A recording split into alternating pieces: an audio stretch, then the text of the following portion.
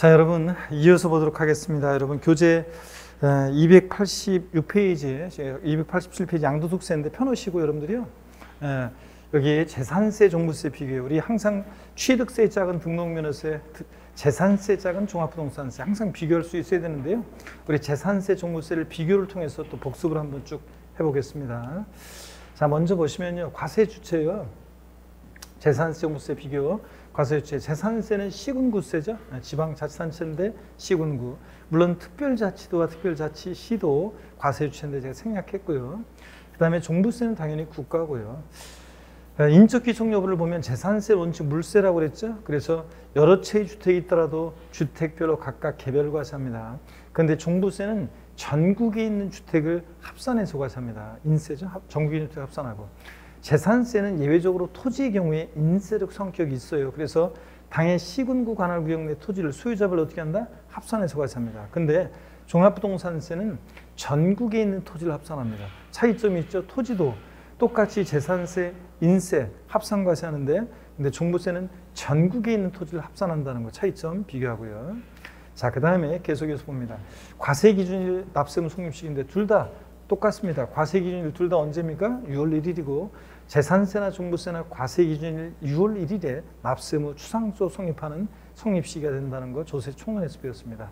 재산세는 대상이 토지, 건축물, 주택, 선박, 항공기 5가지입니다. 그죠? 재산세 대상 5가지. 다시 어떤 거라고요? 토지, 건축물, 주택, 선박, 항공기 5가지입니다. 근데 종부세는 토지하고 주택이 종부세 대상입니다. 토지하고 주택만. 자, 그럴 때 건축물, 어떤 건축물이든 아니라고 그랬어요. 상가용이든 공장용이든 고락장용이든 종부세가 아니고, 선박, 항공기 역시 얘네들 재산세 대상이지만 종부세 대상 아니고, 별장 아니라고 그랬고, 분리대상 토지, 저율이든 고율이든 분리대상 토지 종부세 대상이 아니라고 그랬습니다. 그렇죠, 여러분들? 이렇게 비교합니다. 자, 또 보시면 별장은요, 재산세 과세 대상이 되고요. 주택분 재산세 대상인데 상시 주거용에 사용하지 않는 주택 별장, 재산세에서는 미리 말씀드리면 4% 비례세율 정도예요. 4% 세율로 과세를 해요. 근데 종합부동산세에서는 별장은 재산세에서 이미 4% 고율로 높은 세율로 과세했는데 또 종부세 대상이 되면 높은 고율 세율, 재산세보다 높은 세율을 체계로 되어 있는 종부세 대상이 되면 너무 가혹하니까 종부세 대상에서 제외하고요. 고급 주택은 제가 그랬죠. 얘는 일정한 요건을 갖춘 고급주택은 취득세에서만 중과세예요. 그러다 보니까 고급주택은 재산세에서 일반 주택과 똑같이 세율이 정돼요. 그러다 보니까 종부세 대상이 된다는 거. 일반 주택과 똑같이 취급하니까 종부세 대상이 됩니다. 자, 별장은 제외되고 고급주택은 종부세 대상이 된다는 거. 세율 구조는 아직은 여러분들 우리가 세율을 안 했기 때문에 여러분들이 이거는 그냥 참고적으로 보세요. 재산세에서 세율은 비례세율과 누진세율이 다정돼요. 근데 종합부동산세도 2021년도에 개정이 돼서 비례세율과 누진세율이 다정됩니다. 나중에 이제 어떻게 이렇게 정되는지는 차차 배우게 될 거고, 또 초과 누진세율과 관련한 내용인데 아직은 여러분들이 이건 안 배워가지고 아직 여러분들이 모르셔도 됩니다. 그냥 세율은 일단 통과합니다. 자, 공정시장가액 비율이라는 것을 곱하는데요. 공정시장가액 비율이라는 거예요. 우리가 이제 과세표준 구할 때 재산세는 시가표준액에다가 공정시장가액 비율이라는 걸 곱해요. 근데 아직 안 배웠어요, 우리가. 그래서 부동산 시장과 지방재정 여건 등을 고려해서 정하는 공정시장가액 비율이라는 걸 곱하는데, 주택분 같으면 과세표준 결정 시에 60% 곱하고 토지건축물은 70% 곱하는데, 종합부동산세도 과세표준 결정 시에 공정시장가액 비율이라는 걸 곱하는데, 이게 작년까지는 95%였어요. 그 전에는 90%였어요. 근데 올해 이제 2022년도부터는 이제 100% 곱합니다. 100%에 이제 100%로 왔습니다. 이제.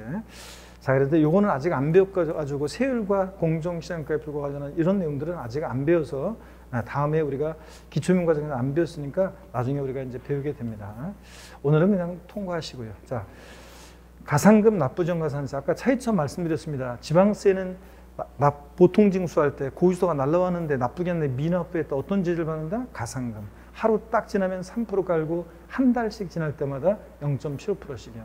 근데 종합부동산세도 고유소 발부되죠. 원칙 정보부가가세는데 하루 딱 지났다 그러면 납부 고지 후에 납부지연가산세 정도입니다. 국세나 지방세나 똑같아요. 고지서 바꾸서 미납부했다. 하루 딱 지나면 몇 프로? 3% 깔고. 지방세는 월별로 0.75%.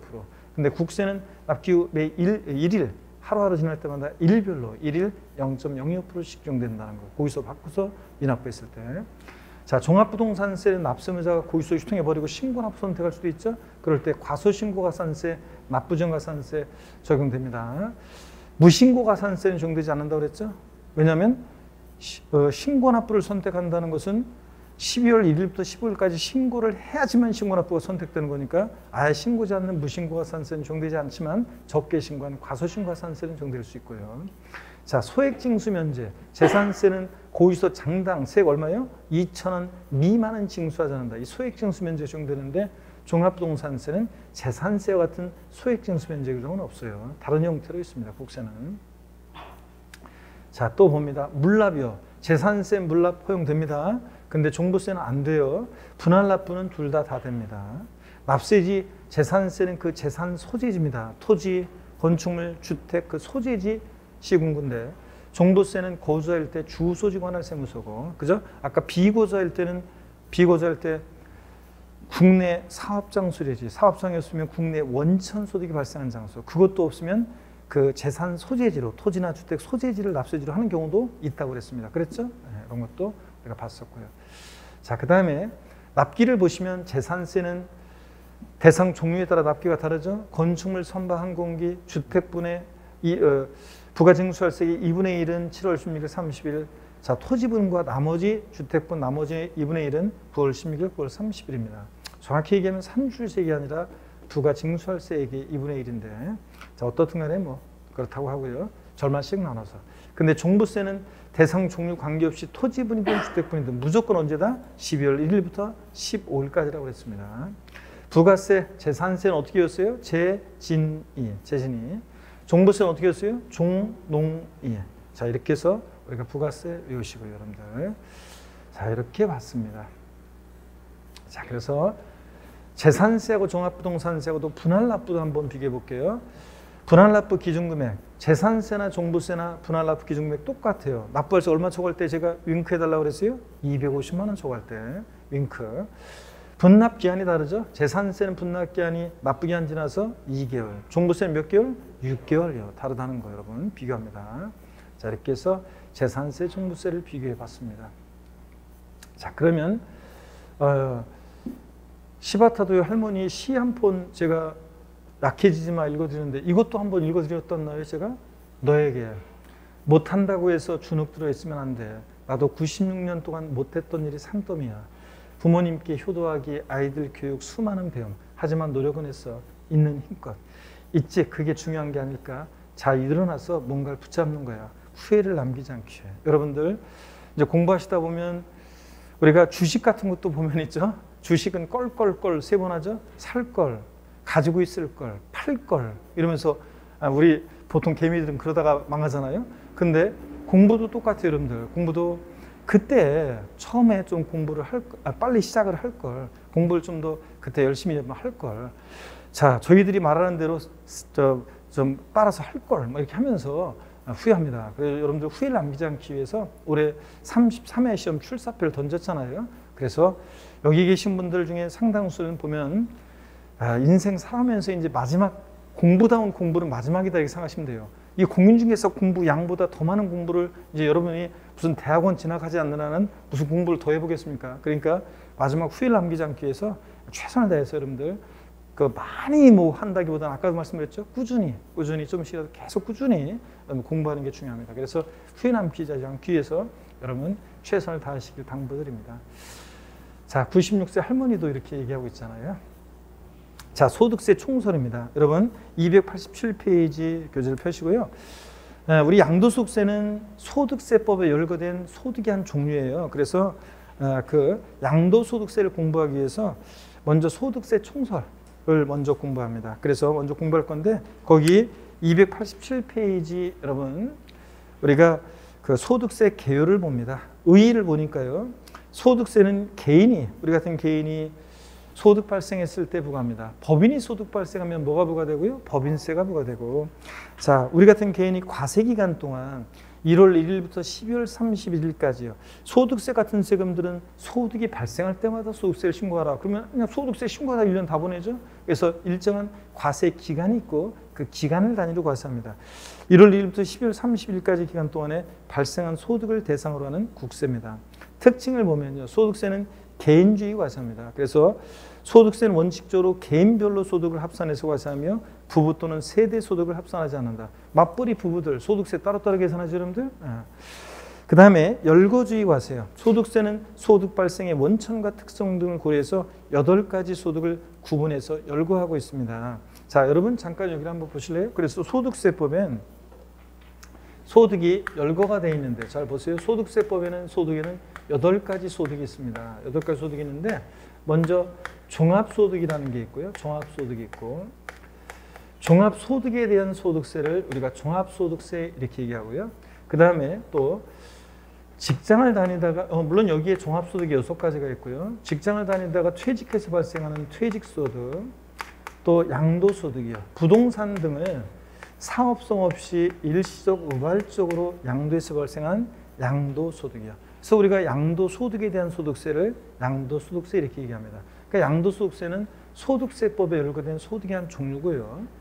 종합소득에는 6가지가 있다고 했는데 어떤 게 있냐면 이자소득, 그 다음에 배당소득, 사업소득, 그 다음에 근로소득, 그 다음에 연금소득, 그 다음에 기타소득 이렇게 해서 6가지가 있습니다. 자, 우리가 여러분들이 뭐 이 종합소득의 종류를 달달 외울 것은 아니고요. 이렇게 있는데 우리 시험은요. 이 종합소득 중에서도요. 사업소득이 중에서도 사업소득이 우리 시험범인데 사업소득은 여러 사업소득의 종류가 있습니다. 저처럼 저 같은 사람도 사업소득이 발생하는데 저는 점포 없는 사업자로서 사업소득 발생해요. 자, 여러분 여러 사업소득의 종류가 있는데 그 중에서 우리 시험은 부동산 관련 사업소득이 우리 시험범이에요. 그래서 부동산을 보유 중에 대여합니다. 임대업을 통한 소득이요. 그 다음에 부동산을 사업적인 목적을 갖고 팔아요. 매매업을 통한 소득. 또 주택을 신축해서 판매하는 건설업을 통한 소득. 이렇게 해서 이 3가지가 우리 시험범이에요. 근데 부동산 매매업과 건설업은요. 15회 시험 때 옛날에 갑자기 그냥 몇천 명으로 시험에 합격자 수가 확 줄은 그래서 난리가 났던 시위하고 난리가 났던 그 15회 시험 때 딱 한 번 매매업과 건설업의 의의를 물어본 적이 있고요. 자세한 내용은 시험에 출제된 적이 없고요. 그 이후로 한 번도 지금까지 유관 역사 속에서 한 번도 근 20년 가까이 되면서 한 번도 자세한 내용이 출제된 적은 없어요.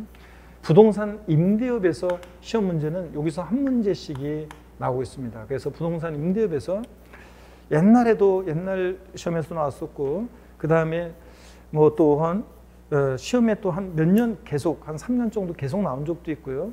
26회 시험 나왔다가 28회 시험 나왔다가 29, 30 30까지 건너뛰었다가 31회 시험에 나왔다가 또 32회 시험에는 안 나왔어요. 자, 그래서 매년 나오는 게 아니라 자 보세요. 26, 28, 31회 이렇게 나오고 그 다음에 32회 안 나오고 그러니까 이제 32회 시험은 안 나왔으니까 33회나 34회는 출제 가능성이 있다는 거죠. 네, 부동산 임대업에서요. 나올 가능성이 또 이제 조금 높아졌습니다. 올해. 자, 32회보다는 이제 높아졌고요. 임대업. 한 문제 정도가 나옵니다. 그래서 나중에 부동산 임대업에서 어떤 게 부동산 임대업인지 범위 시험에서 자주 나왔습니다. 어떤 게 부동산 임대업인지 또 어떤 경우에 비과세 되는지 또 그 다음에 소위 전세주택과 관련한 것들 또 그 다음에 이제 또 분리과세라고 그래서 이제 뭐 이런 것들에 대해서 이제 시험 문제가 이제 출제되어 왔고 또 출제도 되는 그런 내용입니다. 나중에 공부해요. 부동산 임대업은 근데 나중에 공부합니다. 한 문제 정도 출제 상대인데 나중에 공부하고 심화 과정에서 공부합니다. 그리고 양도소득이요. 양도소득 시험 문제 대여섯 문제가 출제되고 우리 시험에서 제일 중요한 세금인데 양도소득이나 사업소득이나 보세요. 우리 같은 개인이 부동산 등을 양도해서 소득 발생했다. 자, 둘 다 양도소득, 사업소득 둘 다 똑같아요. 근데 다만 결정적인 차이점이 양도소득은 사업성 없이 파는 거고요. 사업성 없이 파는 거고, 그 다음에 부동산 매매업 같은 것은 사업성을 가지고 파는 거예요. 사업성을 가지고 팔고요. 사업성을 가지고 팔고. 자, 그래서 사업성 여부에 따라서 양도소득과 사업소득을 구별해요. 양도소득은 사업성 없이 우리 같은 개인이 일시적 우발적으로 양도에서 발생한 소득에 부과하는 거고요. 자, 그러면 여러분요. 그래서 이제 양도소득을 공부하기 위해서 우리가 소득세 총설적인 것을 먼저 공부하는데요. 거기 열거주의 과세, 그래서 열거된 소득들을 제가 소개해드렸고요. 종합과세가 뭐고 분류과세가 뭔지는 금방 우리가 배우게 됩니다. 동그라미 3번 신고납세를 보세요. 소득세는 납세무자가 과세입증과 세액을 과세기간의 다음 연도 원칙적으로 5월 1일부터 5월 31일까지 신고하는 때 납세무를 확정하여 신고납세하는 그런 조세고요. 다만 납세무자 신고거나 부당한 신고가 있으면 그러면 과세권자 다시 세금 계산하겠죠? 과세입증과 세액을 결정하게 되고요. 자, 그래서 원칙은 신고납세하는 세금입니다. 넘어갑니다. 소득세 과세 방식이라는 게 나옵니다, 여러분. 자, 그래서 소득세 과세 방식이 나오는데 어떤 거냐? 자, 어떤 거냐? 자, 한번 좀 이따가 한번 요거부터 요 과세 방식부터 한번 보고 우리가 한번 그럼 교재를 자, 볼까요? 그러면 교재 한번 보겠습니다. 288페이지 소득세 과세 방식이요. 종합과세 방식이라는 게 뭐냐? 자, 줄글 필요 없이 그냥 한번 읽어보시면 돼요. 소득을 그 종류에 관계없이 일정 기간, 그러니까 소득을 종류에 관계없이라는 것은 여기 보세요, 여러분들. 여기 종합소득에 해당되는 이자, 배당, 사업, 근로연금, 기타 소득들 소득의 종류에 관계없이요. 일정한 과세기간 1월 1일부터 12월 31일까지를 단위로 해서요. 1년을 단위로 해서 전부 다 합산해서 과세하는 방식입니다. 현행 소득세법에서는 이자, 배당, 사업소득, 근로소득, 연금소득, 기타 소득에 대해서 개인별로 합산해서 과세하는 것을 말합니다. 여러분 저를 보세요. 여러분이 직장 다니면서 근로소득 발생해요. 부동산 임대업해서 사업소득 발생해요. 그러면 1월 1일부터 12월 31일까지 발생한 이 소득을 전부 다 합산해서 종합소득세가 계산됩니다. 네? 이거예요. 그래서 다음 연도 5월 달에 종합소득세 신고 납부하잖아요. 이게 종합과세 방식입니다. 소득세 과세 방식의 가장 기본적인 모습이에요. 종합소득에 해당되는 소득들은 전부 다 합산해서 과세합니다. 1년을 단위로. 근데 동그라미 2번 분리과세 방식을 보세요. 종합과세하는 일정 금액 이하의 금융소득. 여러분이 은행에 예금을 해놓으면 요새 이율이 낮아가지고 예를 들어서 은행에 1억을 맡겨놨다. 1년 1억 단기 이제 은행에 예금해놓죠. 1년 만기로. 그러면 이자 1년에 한 60만 원 붙나? 뭐 70만 원 붙나? 그 정도밖에 안 붙죠. 자, 그래서 그렇게 이제 붙습니다. 그러면은 여러분 보세요. 은행에서 여러분한테 이자 소득을 지급할 때 이렇게 일정 금액 이하의 금융소득은 이자 소득을 지급하면서 애초에 세금을 이자 소득에 대한 소득세를 애초에 떼고 원천징수하고 여러분께 줍니다. 그럼 여러분이 받은 60만 원 이자 소득에 대한 세금을 빼고 60만 원을 받았다고 쳐요. 그러면 그 60만 원은 여러분의 다른 사업소득이나 근로소득이나 다른 소득과 합산한다 안 한다? 하지 않고 그대로 종결되는 과세 방식. 이것을 종합소득 중에서 일정 소득들은 따로 분리해서 과세한다고 해서 분리과세 방식 이렇게 얘기합니다. 또 보세요, 여러분들. 일용직 근로자의 근로소득. 예를 들어서 건설 현장에 일일 건설 현장에 그러니까 일일 노동자로 나갑니다. 소위 속칭 노가다. 하루 근무하러 갔습니다. 일하러. 그러면 소득을 지급하는 곳에서 애초에 일당을 주면서요. 세금을 떼고 줍니다. 그러면 내가 받은 일용직 근로자의 그 근로소득은 나의 다른 소득과 합산한다 안 한다? 하지 않습니다, 여러분들. 제가 그래서 일용직 근로자의 근로소득 하면 생각나는 게 있네. 이 분리과세 방식이요. 제가 군대 가기 전에 제 아는 애가 자기 누나가 건설회사 조그만 데 다녔었는데 이렇게 해가지고 건설 현장에서 한 달을 일해가지고 호주로 배낭여행을 가더라고요. 그래서 제가 딱 신선했어요. 그래서 저도 한 달을 군대 가기 전에 뭔가 의미 있게 보내보자 그래가지고 한 달을 제가 일하려고 그 누나한테 부탁을 했어요. 근데 일하겠다고 하니까 제 가족들이 낙값이 더 든다는 둥, 안 하는 게 낫겠다는 둥 막 이렇게 말을 했는데 제가 그럴수록 더욱더 오기가 생겨가지고 한 달을 일해서 나도 돈을 벌어서 의미 있게 쓰겠다 이렇게 해가지고 한 달을 그래가지고 부모님 용돈 드리고 내가 뭐 하겠다 이렇게 했는데 한 달을 하겠다고 그 누나한테 저 찾아가 부탁했어요. 그래서 갔더니 아저씨들이 굉장히 잘해주더라고요. 그래서 방수 같은 거, 옥상, 건물 옥상에서 방수 같은 거는 업체였는데 아저씨 굉장히 잘해줬는데 하루 딱 갔다 오니까 든 생각이 뭐냐면 한 달은 너무 무리일 것 같더라고요. 그래서 보름만 일하자 다짐을 했는데 이틀째 갔다 오니까 보름은 너무 무리인 것 같더라고요. 그래서 일주일만 하자. 내 주변에 다 얘기해 놓은 게 있어가지고 일주일만 하려고 했는데 5일째 되는 날 있죠? 일하면서 다음날 도저히 일어날 자신이 없더라고요. 그래가지고 아저씨들이 회식하는데 소주 한잔 하면서 회식하는데 죄송하게 됐는데 내일 좋은 과일 자리가 생겨가지고 일을 더 이상 못 넣을 것 같다고 하고서 제가 일주일 못 채우고 5일 일했던 흑역사가 생각납니다. 일당 받았어요. 일용직 근로자의 근로소득, 소득을 집하는 곳에 애초에 세금을 떼고 줘요. 그러면 제가 받은 일용직 근로자의 그 근로소득은 다른 소득과 합산하지 않고 그대로 종결됩니다. 이게 분리과세 방식이에요. 또 2천만 원 이하의 주택임대소득 밑줄이요. 2천만 원 이하의 주택임대소득은 여러분 나중에 이제 배울 건데 14% 소득세 세율로 해가지고 14% 세율로 해가지고 소득세를 만약에 신고하잖아요. 그러면 2천만 원 이하의 그 주택임대소득은 상가 아니고 주택임대소득은 저의 다른 소득과 합산하지 않고 그대로 종결됩니다. 사업소득 등과 합산하지 않고. 이게 분리과세 방식입니다.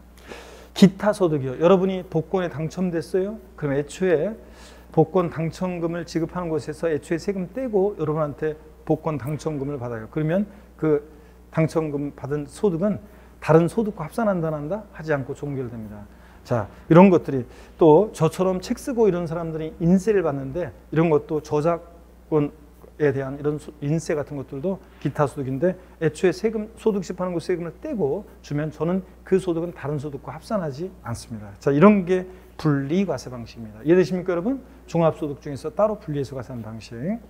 그래서 거기 2천만 원 이하의 주택임대소득 밑줄 걷죠? 그러면 기타 소득 및, 자, 여기 두 번째 줄부터 계속 또 밑줄입니다. 과세기간별로 합산하지 않고 소득이 집될 때 소득세를 원천징수함으로 과세를 종결하는 과세 방식.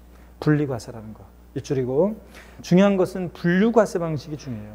밑줄입니다. 다른 소득과 합산하지 않고 소득 발생의 원천이나 유형별로 구분하여, 이거 포인트입니다. 구분하여 과세하는 것을 말한다. 현행 또 밑줄입니다. 퇴직소득, 양도소득에 대해서는 분류과세합니다. 밑줄 쫙이요. 여러분, 우리 시험에서 중요한 양도소득은 어떤 과세 방식을 채택하고 있다? 분류과세 방식. 그래서 다른 소득, 여러분이 부동산 팔았어요? 양도소득세 계산할 때 다른 여러분의 사업소득이나 근로소득이 합산해요? 아니에요. 양도소득만 따로 구분해서 과세합니다. 자, 그래서 시험에 29회 때도 나왔지만 양도소득에 대한 과세 표준은 종합소득이나 퇴직소득의 소득과 구분하여 과세한다. 맞죠, 여러분들? 합산하여, 포함하여, 그럼 틀려요, 여러분들. 따로 구분해서 과세한다는 거. 자, 이것만 꼭 잘 알아둡니다. 분류과세 방식 꼭 알아두시고. 그 다음에 양가로 4번 과세 기간인데요. 소득세는 소득이 발생할 때마다 소득세 신고하려면 1년 내내 소득세 신고하다가 판나잖아요. 그러니까 과세 기간을 정해놓고 기간을 단위로 과세하는데, 과세 기간이라는 세법에 따라 국세 과세 표준을 계산하는 시간적 단위를 말하며 원칙적으로 소득세는 1월 1일부터 언제까지요? 12월 31일까지 1년으로 합니다. 과세 기간. 예외 봅니다. 소득세는 법인세와 달리 원칙적으로 과세 기간을 임의로 설정하는 것이 허용되지 않고 있으나, 여러분, 나는 소득세 과세 기간을 4월 1일부터 3월 31일까지로 할 거다. 이런 거 안 돼요. 외국계 법인 같으면 법인은 정관의 과세 기간을 정할 수 있는데, 근데 우리나라 내국 법인은 무조건 1월 1일부터 12월 30일까지고요. 근데 하여튼 개인은 소득세 과세 기간을 납세의무자가 임의로 정할 수 있다 없다? 없습니다. 무조건 1월 1일부터 12월 31일까지입니다. 또 근데 예외가 없느냐? 있긴 있어요. 다음의 경우에는 예외로 한다. 그래서 무조건 1년이 아니라 예외가 있긴 있어요. 박산에 보니까 기억번, 고유자가 사망한 경우에 과세기간은 1월 1일부터 사망한 날까지를 과세기간으로 하는 예외도 있긴 있습니다. 또 거주자가 니은번요, 주소고소를 국외로 이전해서 비거주자가 될 때는요, 과세기간은 1월 1일부터 출국한 날까지를 과세기간으로 하는 예외도 있긴 있습니다. 무조건 1년으로 하는 게 아니라. 한번 이런 것들 가볍게 보시면 되고요. 그 다음에 이 납세의무자와 납세지, 여기부터가 이제 또 주의하셔야 돼요. 아까 여기까지 앞부분은 교양 삼아서 쭉 보시되 소득세 과세 방식 중에서 양도수익이 채택하고 있는 분류 과세 방식만 정확히 알고 있으면 되고 시험에 의미가 있고 나머지는 편하게 한번 읽어보시면 되고 이제 여기부터 시험에 의미가 있습니다. 그래서 여기를 잘 봅니다. 자, 화면을 보겠습니다. 이제 화면을 보시면요. 소득세 납세무자와 납세지에서 소득세 납세무자는 개인인데요. 법인격 없는 비법인 사단, 재단, 단체도 포함하였어요. 자, 법인격 없는 비법인 사단, 재단, 단체는 소득세법 규정을 적용합니다. 자, 그럴 때 이 개인을요, 거주자와 비거주자로 나눠서 납세 의무의 범위를 달리하는데, 거주자냐 비거주자냐에 따라서 납세 의무의 범위 등을 달리하는데, 거주자냐 비거주자냐는 국적이나 외국 영주권 취득 여부와는 관계없습니다. 그래서 대한민국 국적을 갖고 있어도 우리나라 국내 주소나 183일 이상의 거소가 없으면 비거주자가 됩니다. 외국 국적 갖고 있어도 눈에 뭐가 들어가세요?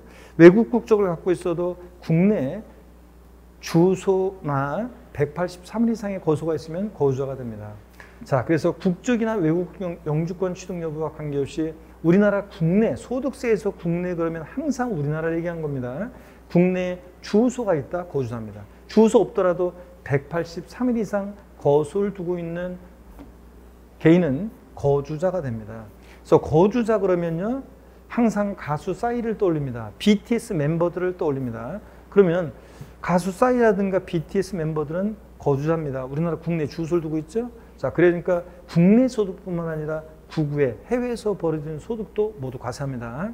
다만 국외 소지하는 자산에 대한 그냥 소득세가 아니라 양도소득세 납세무자는 나중에 국외재산 양도세를 배울 건데 그때 또 나오겠지만 국외 소지하는 자산에 대한 양도세 납세무자는 그냥 거주자 안 되고 양도연재 계속해서 5년 이상 주소 또는 거소가 있는 자에 한해서만 국외 소지하는 자산에 대한 양도세 납세무자가 됩니다. 4년, 3년 주소 거소 둔 자는 거주자는 납세무 없어요. 5년 이상 주소 거소 둔 거주자만이 납세무가 있고 거주자다 그러면 소득세 납세지는 직각 가운데서 분립을 하고 거주의 주소지 관할 세무서입니다. 없으면 거소지 관할 세무서요. 자, 근데 여러분 봅니다. 비거주자는 그러니까 거주자는 과세 범위가 국내, 국외 모두 과세하니까 과세 범위에 제한이 없어서 학자들이 무제한 납세문가 있다 이렇게 얘기하고요. 자, 비거주자는 거주자가 아닌 자예요. 국내에 주소 없거나 183일 이상의 거소 두지 아니한 개인을 비거주자라고 합니다. 비거주자 그러면 여러분 항상 팝가수 마돈나를 떠올리시면 됩니다. 마돈나는 우리나라 국내 주소도 없죠. 183일 이상 거소도 없죠. 비거주자입니다. 자, 비거주자는 국내 소득만, 국내 원천 소득만 과세합니다. 마돈나가 우리나라에서 잠실에서 공연을 하고 그랬습니다. 소득이 발생했습니다. 우리나라 국세청에 소득세 납세무가 있어요, 없어요? 있습니다. 세금 내고 가야죠. 근데 마돈나가 일본이나 미국에서 벌어들인 소득은요. 그리고 뭔 관계가 있어요, 여러분들? 그래서 비거주자는 국내 소득만 납세무 있습니다. 납세지는 어디로 하느냐? 비거주자가 국내 사업장이 있으면 사업장 소재지. 국내 사업장이 둘 이상이면 주된 국내 사업장 소재를 납세지라고. 국내 사업장이 없다 그러면 국내 원천 소득이 발생한 장소를 납세지를 합니다. 예를 들어서 만약에 그 마돈나가 인천 송도 컨벤시아에서 공연을 했다. 그러면 국내 사업장이 없어요? 그러면 그 인천 송도 거기 연수구라고 하는데 인천 거기 소득이 발생한 장소 관할 세무서를 납세지로 합니다. 하여튼 그래서 거주자냐 비거주자냐에 따라서 납세무의 범위. 그래서 거주자는 국내 국외 모두 과세하는데 비거주자는 국내 소득만 과세하니까 과세 범위에 제한이 있다고 그래서 학자들이 제한 납세무가 있다 이렇게 얘기합니다. 자, 이렇게 해서 거주자냐 비거주자냐에 따라서 의의를 알아두시고 거주자냐 비거주자냐는 계속 우리가 나오니까 그래서 양도소득세에서도 거주자 비거주자 나오면 그 집에 사는 사람 안 사는 사람이 아니라 항상 국내 주소나 183 이상 거소 있는 개인을 거주자라고 하고 그렇지 않은 사람은 비거주자. 아셨죠? 이렇게 항상 구별합니다. 납세무의 범위 또 납세지를 꼭 구별해서 요거 알아둡니다. 요거는 꼭 잘 알고 계셔야 됩니다. 시험에 잘 물어보니까요. 그래서 교재 여러분 288페이지 납세무자 납세지에서 양가로 1번 봅니다. 거주자 비거주자. 거주자와 비거주자의 구별은 주소 또는 거소를 기준으로 하기 때문에 원칙적으로 국적과는 관계없고요. 거주자 그러면 밑줄이죠. 국내에 주소를 두거나 과세기간 중 183일 이상 거소둔 개인을 우리가 고자라고 합니다. 가수 싸이, BTS 멤버들 항상 떠올리시고요. 289페이지 과세소득의 범위입니다. 고자에게는 소득세법에 규정하는 모든 소득 밑줄입니다. 모든 소득, 국내 국외소득에 대해서 과세하고요. 다만 이어지는 단서 내용은 지금 신경 쓰지 마세요. 이런 건 납세지를 봅니다. 거주자의 소득세 납세지는 주소지로 하고 다만 주소지가 없으면 거소지로 한다는 거. 비고자 봅니다. 의 비고자는 고자가 아닌 개인을 말하는데 국내에 주소가 없거나 과세기간 중 183일 이상 거소 두지 않은 개인을 우리가 말합니다. 과세소득의 범위 밑줄입니다. 비고자는 항상 팥가스 맛없는 날 떠올리면서 국내 원천소득에 대해서만 과세한다는 거 밑줄. 납세지, 비고자의 소득세 납세지는 밑줄입니다. 국내 사업장소재지. 사업장이 없다 그러면 국내 원천소득이 발생한 장소를 납세지로 합니다. 밑줄 짝이요. 양가로 2번 법인격 없는 단체예요. 국세기본법 규정에 따른 법인 아닌 단체 중 법인으로 보는 단체 외의 법인 아닌 단체는 국내의 주사무소 또는 사업의 실질적인 관리 장소를 둔 경우에는 거주자로, 그 밖의 경우는 비거주자로 봐 소득세법을 적용한다. 하여튼 결론 법인격 없는 사단이나 재단, 단체도 소득세법 규정을 적용한다는 거. 아셨죠 여러분? 여러분도 보시면 됩니다. 그리고 아까 그냥 여담 삼아서 거기 니은번 맨 상단에 거주자의 과세소득의 범위 국내 국외소득 모두에 대해서 과세하는데 다만 거기요. 해당 과세기간 종료일 10년 전부터 국내 주소나 거수를 둔 기간에, 아니 중요한 거 아니니까 줄 긋지 마세요. 해당 과세기간의 종료일 10년 전부터 국내 주소나 거수를 둔 기간의 합계가 5년 이하인 외국인 고자에게는 과세상 소득 중에서 국외에서 발생한 소득의 경우 국내에서 지급되거나 국내로 송금된 소득에 대해서만 과세한다. 이거 그냥 여담 삼아 들으세요. 중요한 거 아니니까요. 중요한 건 이 표에 있는 이 내용이 중요한 거고요. 자, 그래서 편하게 한번 들어보세요. 지금 단서 읽은 건 어떤 거냐면 이런 거예요. 여기 보세요. 과세기간 종료일. 이 시점이 과세기간 종료일이잖아요. 과세기간 종료일이면 과세기간 종료일 전 10년 내 기간 동안에요. 10년 내 기간 동안에 국내에 주소나 거소가 5년 이하예요. 그러니까 국내 주소나 거소가 5년 이하에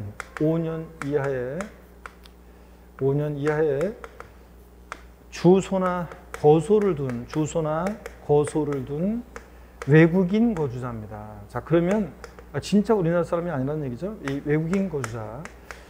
자, 이 외국인 거주자가 제가 항상 미녀들의 수다에 옛날에 TV 프로그램에 나왔던 따루, 자밀라 그런 애들을 제가 좋아했었는데 자밀라는 우즈베키스탄 출신 미녀였고 따루는 핀란드 출신의 미녀여서 제가 굉장히 좋아하고 그랬었는데 왜 좋아했냐고요? 제가 고등학교 3학년 내내 국제 펜팔 했었는데 옛날에 지금은 영상을 보면서 대화하지만 옛날에는 항공우편인데도 보내면 한 달, 제가 갔다가 다시 오는데 한 달 걸리고 막 그랬었는데 고등학교 3학년 내내 국제 펜팔 했었는데 그 핀란드하고 굉장히 편지 주고받고 기념품 주고받고 그런 것이 아직까지도 뭐 선물로 주고받은 거 아직도 저희 집에 있습니다. 근데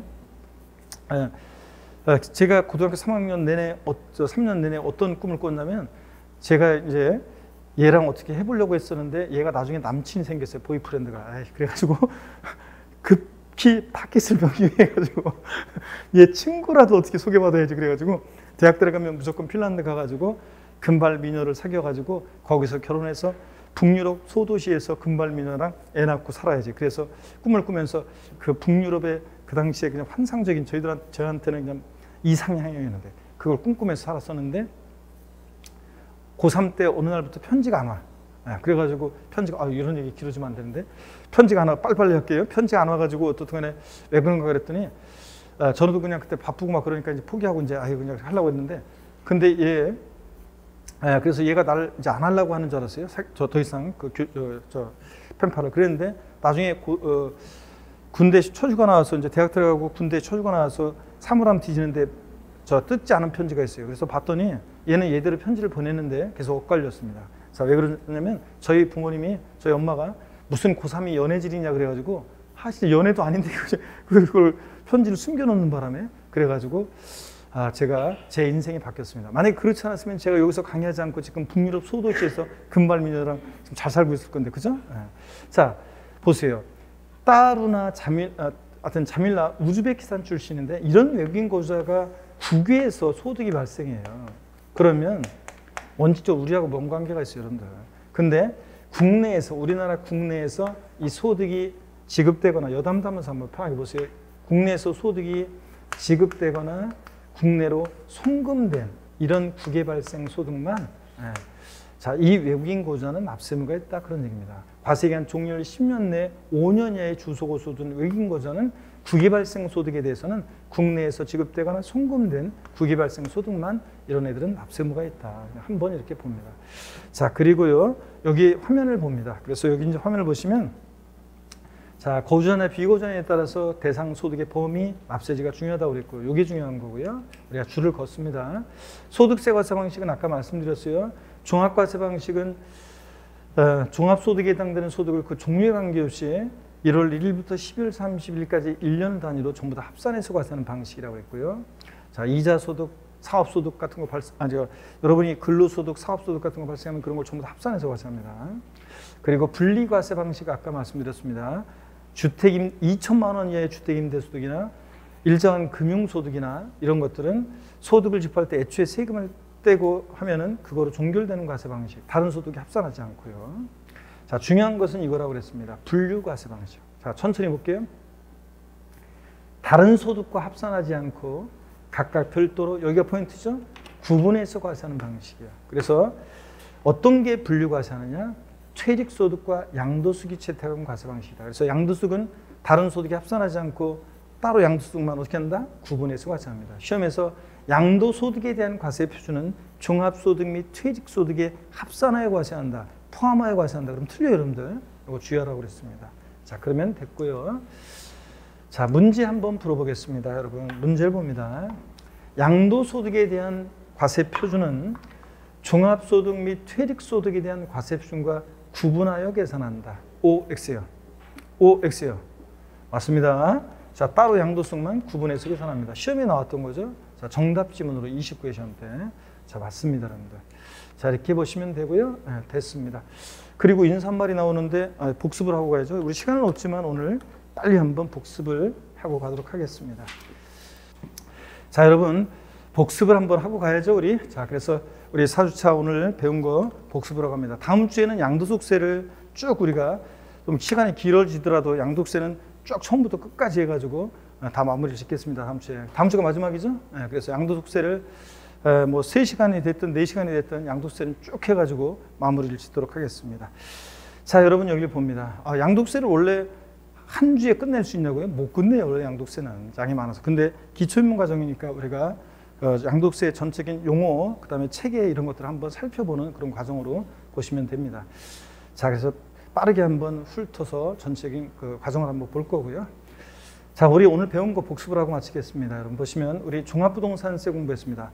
한두 문제 출제되고, 자, 32회만 시험만 우리가 3문제 나왔을 뿐이고, 종합문제로 나온다 했습니다. 골고루 주요 내용들을 섞어서 종부세는 종합문제로 한 문제가 주로 구성돼서 나오고, 항상 재산세랑 비교할 수 있어야 되고, 재산세와 종부세 묶어서 나오면 일단 종부세 쪽에서 답을 고르시고요. 아셨죠?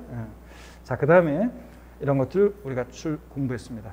종부세 개요에서 특징들 보면 종부세는 국세고 그 다음에 인세입니다. 그래서 소유자별로 전국에 있는 주택이면 주택, 토지 가격을 합산해서 과세했습니다. 종부세 납세의무자는 개인뿐만 아니라 법인이나 단체도 납세의무자가 되는데, 개인일 때 세대별 합산하지 않고 어떻게 한다고 했어요? 개인별 합산한다는 거. 부부도 따로따로. 종부세는 개인별 합산이다. 그래서 종부세를 절세하기 위해서는 세대원 간의 소유를 분산하는 게 좋다고 그랬죠? 그게 절세의 기본이고요. 법인별로 합산합니다. 종부세는 대표적인 재산 보유세고, 자, 보유 과정에서 부과된 국세고, 과세 기준이 있습니다. 그래서 매년 언제입니까? 6월 1일이고 재산세랑 똑같죠. 원칙 종부세는 정부가 과세하는데 납세의무자가 고의소득 유통해버리고 신고납부 선택하면 뭐 할 수 있다? 신고납부 할 수 있다는 거. 자, 그 다음에 종합부동산세 납기는 토지분이든 주택분이든 무조건 딱 정해져 있습니다. 언제입니까? 12월 1일부터 15일까지라는 거. 그 다음에 분할 납부는 허용되는데 물납은 안 된다는 거. 자, 비과세 감면에 관한 규정은 대부분 재산세 규정을 준용해서 나중에 재산세 비과세를 안 배웠는데 재산세가 비과세 되면 종부세도 그대로 비과세입니다. 나중에 배우게 됩니다. 세율 구조가 이게 좀 잘못됐다고 그랬죠? 비례세율, 누진세율 다정되는데 비례세율, 누진세율 다정되고요. 납세무자는 개인, 거주자인 개인일 때 납세지는 집값 가운데 불일부라고 거주자일 때는 주소지 관할 세무서입니다. 소득세법상의 납세지 규정을 준용하니까. 그 다음에 보유세 부담의 급격한 증가를 막기 위해서 다음에 배울 건데 전년도보다 일정한 상한을 못 넘게 하는 세부담 상한 규정이라는 게 있습니다. 재산세도 있고 종부세도 있어요. 나중에 배웁니다. 자, 종부세에 관해서 종부세는 주소지 관할 세무서에서 토지 주택을 과세 기준 유효일제 사실상 소유하는 자에게 자, 종부세를 부과하는데 원칙적으로 부과가세하죠. 거기서 발부합니다. 근데 납세무자 신고납 선택할 수도 있고요. 특징들 한번 읽어보시면 됩니다. 종부세도 역시 사실주의 과세하고 현황부과 원칙이 적용됩니다. 자, 그 다음에 종부세 여러분요 과세상이 중요했죠. 자, 종부세 예상은 어떤 거냐? 주택과 토지인데 별장은 제외되고 이미 재산세에서 골과세했으니까 근데 고급택은 포함한다고 그랬습니다. 종부세 대상이 되는 토지는 모든 토지인데 과세 범위가 달라요. 재산세와 비교했을 때 별도 종합합산 대상 토지는 종부세 대상이 되는데 분리 대상 토지는 저율이든 고율이든 종부세 대상이 아니라고 그랬습니다.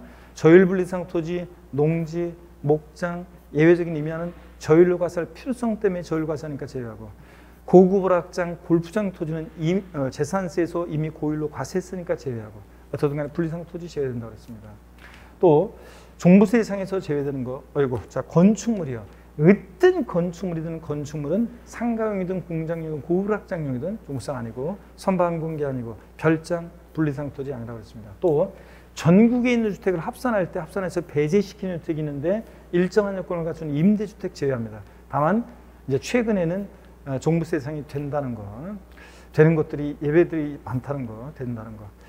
종업원의 주거에 공하기 위한 기숙사의 사원용 주택이나 주택건설사업자 미분양 주택이나 가정 어린이집용 주택이나 등록 문화재 주택 두 번이나 나왔네요.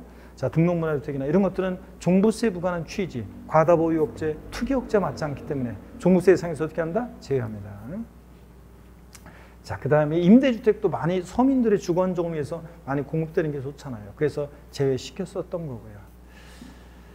자, 문제도 봤습니다. 지방세법상 사실성재산에 해당하는 별장과 고급택은 모두 종부세 대상이 아니다. 아까 봤던 거잖아요, 여러분들. X입니다. 자, 왜 틀렸습니까? 예? 자, 별장은 종부세 대상에서 제외되는데 고급택은 종부세 대상이 됩니다. 고급택이라는 것은 취득세만 중과세지 다른 세금은 일반 주택과 똑같습니다. 자, 그 다음에 여러분요 또 문제 봅니다. 재산세 대상 중에서 분리대상 토지는 종부세 대상이 이다. 분리대상 토지가 종부세 대상이 됩니까? 농지, 목장이며 공장, 용지 대상이에요? 아닙니다. 자, 분리대상 토지는 종부세 대상이 아닙니다. 저율이든 고율이든 아니라고 했어요. 대상이 아닙니다. 자, 그 다음에 또 문제 봅니다. 공장용과 상업용 건축물은 종부세 대상이 아니다. 자, 건축물, 어떤 건축물이든 건축물은 종부세 대상이 아니라고 했습니다. 자, 맞습니다. 그 다음에 또 문제요. 국가 등록 문화재 주택은 종부세가 과세되지 않는다. 30회, 32회 두 번 연달아 나왔네요. 자, 종부세 대상이 된다 안 된다? 되지 않는다. O, X예요. 맞습니다. 국가 등록 문화재 주택은 종부세 부과하는 취지, 부동산 과다보유업체, 투기업체와 맞지 않기 때문에 대상에서 어떻게 한다? 제외합니다. 그 다음에 종부세 납세문자입니다. 자, 종부세 납세문자 주의하셔야죠. 네. 특히 올해 2021년도부터는 종부세는 주택부는 개인이 소유자일 때와 법인이 소유자일 때, 법인이 납세문자일 때와 개인이 납세문자일 때가 구별한다는 거. 토지는 똑같은데. 자, 그래서 먼저요. 종부세 납세문자. 자, 읽어보시고 과세기준연제 사실상 주택과 토지를 보유한 자가 납세문자인데 주택부에 대한 납세문자입니다. 자, 보시면 개인의 경우에 종부세 납세문자는 공시가판 금액이 얼마요? 6억 초과하는 자입니다. 개인은.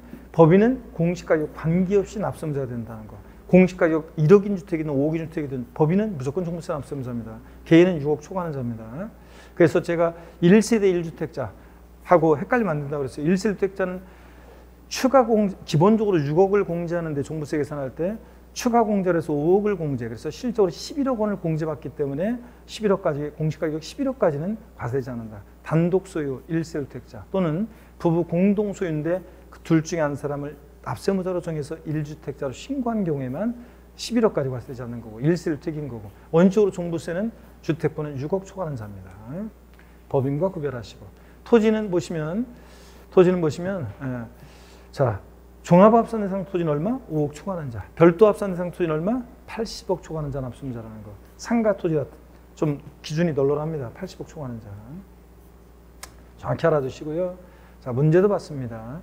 주택분 종부세 납세자가 개인인 경우에 공시가격 합계액이 6억 원을 초과하는 자이며 법인이 납세자인 경우에는 공시가격에 관계없이 납세자가 된다.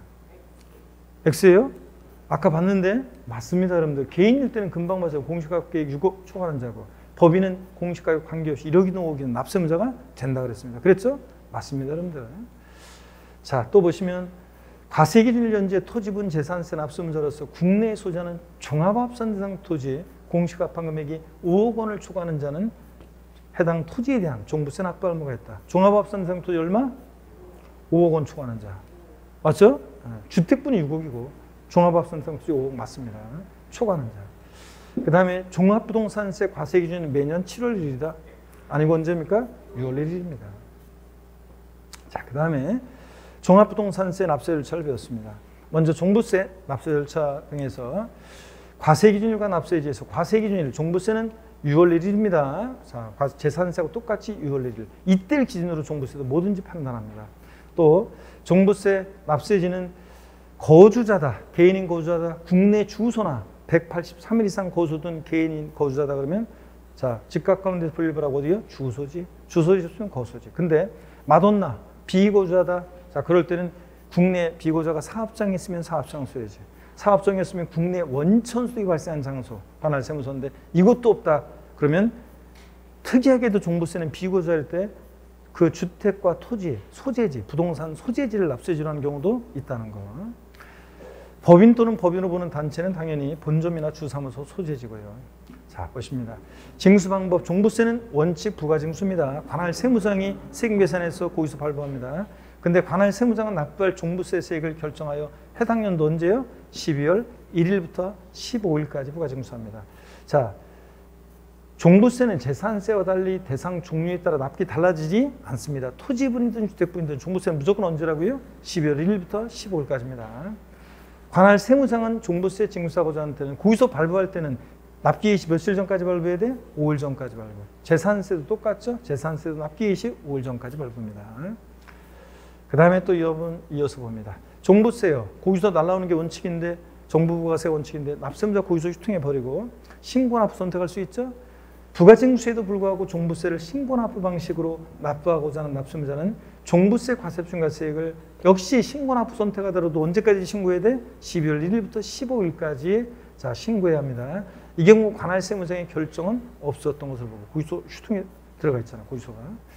자, 그 다음에 종합부동산세는 원칙적으로 정부부가세하는 경우에 법정기한 내에 납부하지 않았다. 고지서 받고서 납부기한 내에 미납부했다. 국세는 납부 고지 후에 납부정가세는 사용됩니다. 지방세나 국세나 고지서 받고서 하루 딱 지나면 3% 깔고 그 다음에 하루하루 지날 때마다 0.02% 자, 적용됩니다. 합한 게 납부정가세는 씁니다. 종부세 원칙. 근데 예외적으로 종부세는 고지서 유통해버리고 납세무자가 신고납부를 선택하면 자, 신고, 과소신고 가산세 적용될 수 있다고 그랬습니다. 다만 무신고 가산세는 적용될 여지가 없다. 왜냐? 신고납부 선택한다는 것은 12월 1일부터 15일까지 신고를 해야지만 신고납부가 선택되는 거니까 무신고 가산세는 적용될 여지가 없다. 이런 것들을 배웠습니다. 그 다음에 납부장소요. 읽어보시면 되고 자, 종부세는 물납된다 안 된다? 안 된다는 거. 32에 나왔고 분할 납부, 납부할세가 얼마? 250만 원 초과할 때 납부할세의 일부를 납기한 지나서 종부세 몇 개월 내? 6개월 내 분할 납부. 그래서 종부세는 납기가 12월 1일부터 15일 딱 정해져 있으니까 종부세 분납기한은 납부기한 지나서 6개월이니까 다음 연도 6월 15일 분납기한이 딱 정해져 있습니다. 종부세는. 자, 그 다음에 부가세, 재산세는 재진이, 종부세는 어떻게 했어요? 종농이, 농특세가 20% 부과됩니다. 종농이. 자, 문제 또 봅니다. 관할 세무장은 종부세를 징수하고자 하는 때는 납세 고지서에 주택 및 토지로 구분한 과세 표준과 세액을 기재하여 납부기한 개시 5일 전까지 발부해야 한다. 맞죠? 5일 전까지 발부. 그 다음에 또 봅니다. 종합부동산세 관할 세무서장은 납부할 종부세액이 1천만 원 초과하면 물납을 허가할 수 있다. 물납 아무리 꾸셔서 먹으면 안 돼요. 물납 안 돼요, 여러분들. 자, 안 된다는 거. 좋습니다. 네, 똑같은 얘기인데 이거 10번이 엉뚱한 거로 돼버렸네. 좋습니다. 물납 안 된다는 거. 재산세와 종부세 비교 우리가 봤습니다. 자, 보시면 재산세는 과세유치가 시군구고 종부세는 국가고, 재산세는 물세입니다. 원적으로 주택별로 각각 개별 과세합니다. 근데 종부세는 전국인 주택을 합산 과세하고, 재산세에서 토지의 경우 인세 성격이 있어가지고 당해 시군구 하나 구역 내 토지 소유자로 합산 과세하는데, 종부세는 전국에 있는 토지를 합산합니다. 얘는 시군구 관할 구역 내 토지만 합산이고 차이점 있죠? 네. 그 다음에 둘 다 과세 기준일 6월 1일 똑같고 납세무 성립 시기도 똑같습니다. 재산세 대상은 5가지, 토지, 건축물, 주택, 선박, 항공기 5가지. 종부세 대상은 주택과 토지입니다. 토지하고 주택인데, 종부세 대상 아닌 거 건축물, 어떤 건축물이든 아니고 선박, 항공기, 별장, 분리 대상 토지, 종부세 아니라는 거예요. 그 다음에 별장은 재산세 대상인데 주택분, 상시 주거용 사용하지 않을 때 4% 고율로 재산세에서 과세하기 때문에 종부세 대상에서 제외하고, 고급주택은 취득세만 중과세지 재산세에서 다른 세목은 일반 주택과 똑같으니까 고급주택은 종부세 대상이 된다고 그랬습니다. 세율 구조는 지금은 이런 것들은 아직 안 해도 돼요. 네, 넘어갑니다. 아직은 여러분들이 세율을 안 배웠기 때문에. 자, 가산금 납부정가산세. 고지서 바꾸서 보통 징수하거나 정부 부과하는 세금들, 고지서가 발부되는 세금은 하루 딱 지났다. 지방세는 가산금 3% 깔고 한 달씩 지날 때마다 0.75%씩. 종부세는 고지서 바꾸서 하루 딱 지났다. 납부 고지 후에 납부정가산세 정도입니다. 3% 깔고 하루하루 지날 때마다 0.02%. 차이점은 지방세 가산금과 국세 납부정가산세, 납부 고지 후에 납부정가산세를 비교해보면 둘 다 고지서 바꾸서 미납하면 하루 딱 지나자마자 3% 까는 건 똑같고, 지방세는 월별로 0.75%씩, 지방세는 그런데 국세는 일별로 일일 0.05%입니다. 그래서 0.025% 곱하기 30 하면 0.75% 나온다고 그랬어요. 자, 그 다음에 종부세는 신고납부 선택하면 과소신고가산세 정도일 수 있다는 거. 재산세는 소액 징수 면제 규정이 있어서 고지서 장당 세액 얼마요? 2,000원 미만은 징수하지 않는다. 이런 규정이 있는데 종부세는 다른 형태로 있지 재산세 같은 소액 징수 면제는 없습니다. 물납, 재산세는 되는데 물납, 분할납부가 다 되죠. 재산세는. 네, 종부세는 물납은 안 되고 분할납부만 되고. 그 다음에 납세지는 재산세는 당연히 그 재산 소재지로 가야죠. 근데 종부세는 거주할 때 주소지 관할 세무서고요. 아까 비거주할 때는 국내 사업장 소재지, 사업장이었으면 국내 원천 수익이 발생한 장소, 그것도 없을 때는 토지나 주택 소재지, 비거주할 때 종부세는 그 재산 소재지로 가는 경우도 있긴 있다고 그랬습니다. 거주할 때는 주소지고요.